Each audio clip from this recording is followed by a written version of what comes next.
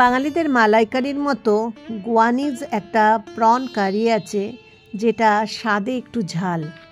এখানে কারি পাতা ইউজ হয়, আমি ধনে পাতা ইউজ করেছি।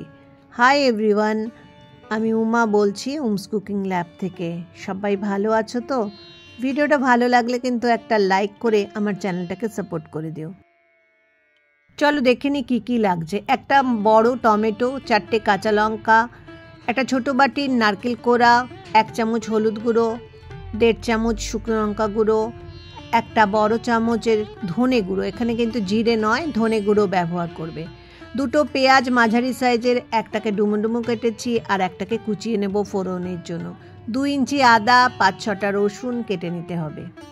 বাগানের মালাইকারিটা একটু মিষ্টি মিষ্টি হয় আর এটা কিন্তু একটু ঝাল টাইপের। এগুলো সব মিশিয়ে একটা পেস্ট বানিয়ে নিতে হবে ভালো করে। আর গোয়ানিজরা এই প্রনের কারিতে নারকেল কোড়া মেশায়, মানে নারকেলের দুধ বা পেস্ট মেশায়। এই সব উপকরণগুলো মিশিয়ে একটা ভালো করে পেস্ট তৈরি করে নিতে হবে। এটা গলদা চিংড়ি ছিল, ছোট সাইজের, নুন হলুদ মাখিয়ে ম্যারিনেট করে নিলাম। কি হয়েছে বলো? তোমাদের একটা লাইক বা কমেন্টস আমাকে অনেক উৎসাহ করে দেবে তো।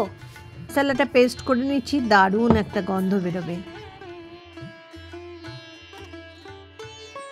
রান্নাটা তোমরা সাদা তেলে করতে পারো, আমার মনে হয় এটা সর্ষের তেলে করলে বেশি স্বাদ পাওয়া যাবে।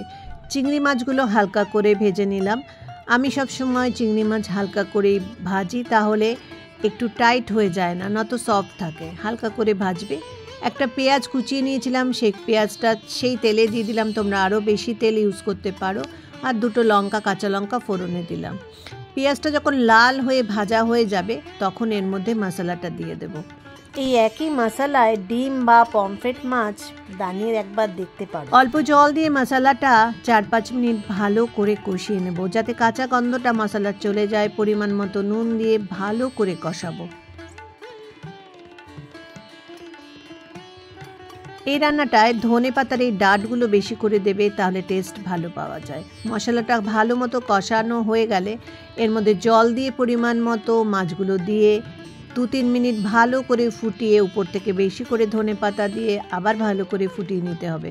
ব্যাস রেডি। এবার গরম ভাতে পরিবেশন করো। জানাবে কিন্তু তোমাদের এই রেসিপিটা কেমন লাগলো।